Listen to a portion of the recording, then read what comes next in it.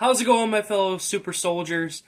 It's your boy Blu-rayDave back, another very special Blu-ray unboxing, and I'm happy to say that I finally watched this movie. I've been aware of it for almost a decade, but I thought the last time I saw this particular movie physically was 2016. And I thought maybe it was released like that year because of Captain America Civil War releasing that year. No, apparently this was released in 2013, and it's a really rare out-of-print Blu-ray, and of course I'll go into depth in this. I think everyone can agree with me, why Shout Factory should have put in the director's cut in this Blu-ray release. Oh yeah, you guys already know where I'm going with this.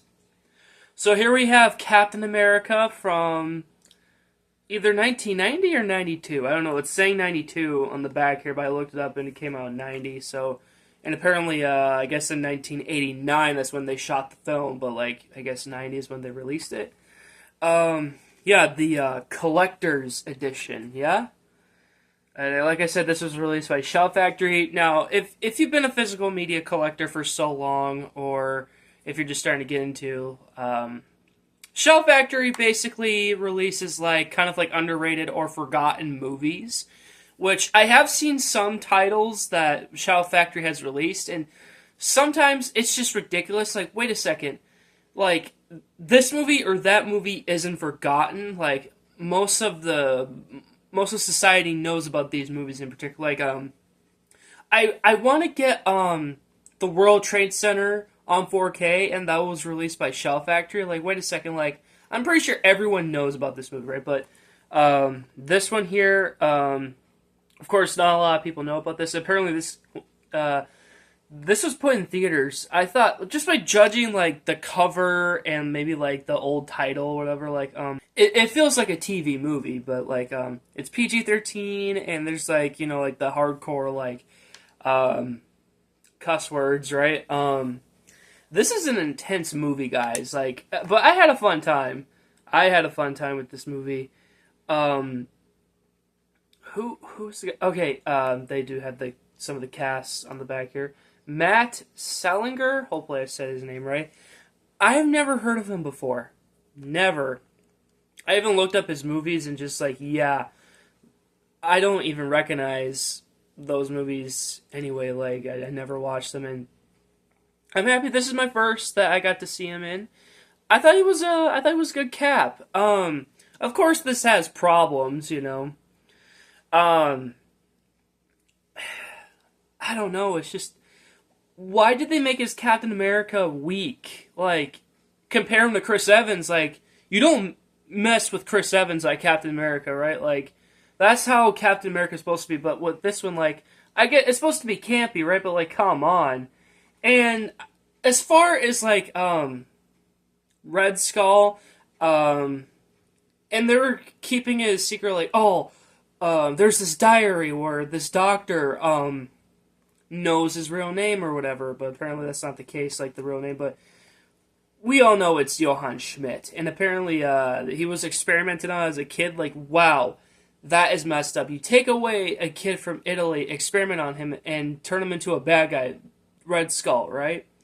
And when they were saying oh, he had plastic surgery, no, he's wearing a mask. And I couldn't help but feel that I was getting the first Avenger vibes from this, right? But obviously this came out first, so I'm thinking,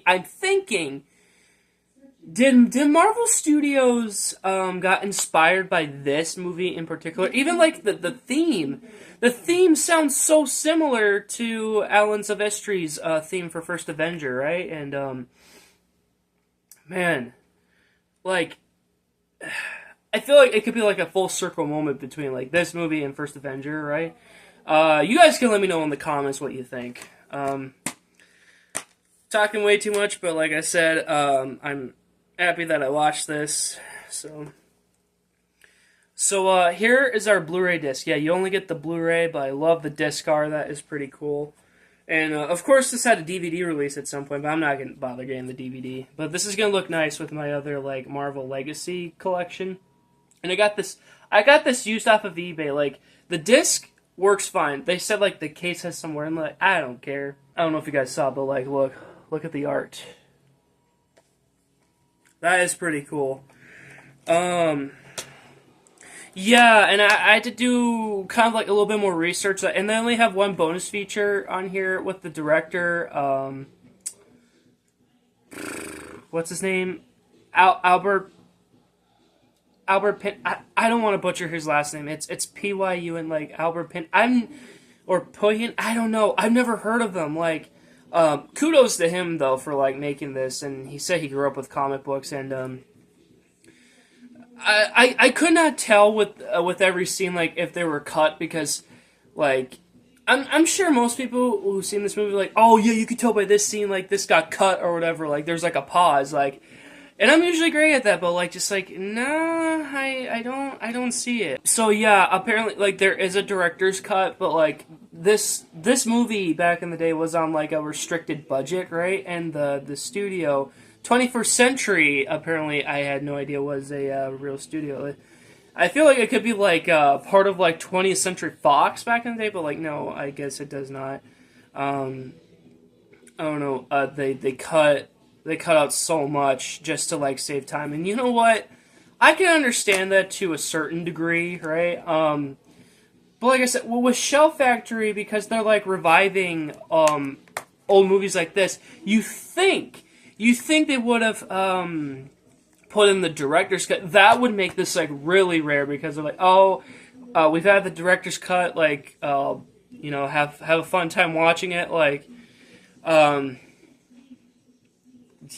man, this is so crazy, like, and I'm pretty sure Disney owns this movie now, right? Because it's Captain America. Didn't Warner Brothers originally have the rights, or was that not true? Because I know they wanted to make a Captain America movie, like, before even Blade came out, right? So, like, imagine seeing this on Disney Plus, right? I know there's that other Captain America movie that came out in the 70s, and I'm really debating on watching it. I don't, just because both Doomsday and Secret Wars coming out in a couple of years, like, I'm trying to get back into the swing of things of, like, I don't know, like, watching, like kind of, like, lost Marvel content or whatever, legacy content. If there's any that you guys want me to watch, I'll watch it, but, of course, I will never watch the Marvel anime, alright? I know we're gonna see some animated stuff in Secret Wars, but, like, please do not add the Marvel anime. Like, I will not watch that. I hate anime with a passion. But, all in all, I think this was a good movie. Is it a 10 out of 10? No. What would I rate it? Out of a 10, though? Because I want to be fair, like, I'm not trashing on this movie, or whatever. Like I said, I mentioned a couple of problems. Like, I'm not being, like, that harsh about it, but, like, I need to give it, like, a fair rating, so, like, I don't know, maybe a 6 or a 7 out of 10. That's just how decent it is. I love the costume, though. It's pretty cool. Oh yeah, I don't like the fact that Steve is living in California. Like, are you kidding me? He's a Brooklyn, New York boy, you know? Can you imagine if this movie had, like, a correlation with the Nick Fury, like, David Hasselhoff movie, right? Like, man, that would have been, that would have been really cool. Alright, guys, I know I've been talking too much, but, like, hopefully everything made sense, you know, like I said, I know a lot of you guys will agree with me about the director's cut, like, being in here, like it should, but definitely give this a watch, you know, and hopefully, Disney will bring Matt back for Secret Wars, right, like, like, they're getting everybody back, like, they're gonna have 60-plus actors, right, that's including cameos, so, yeah, hopefully. Again, thanks so much for watching, guys. Please make sure to like, comment, subscribe if you haven't already. And, yeah, I'll see you, Super Soldiers, in the next one. Thanks, bye, and, I guess, Avengers Assemble. All right. Bye, guys.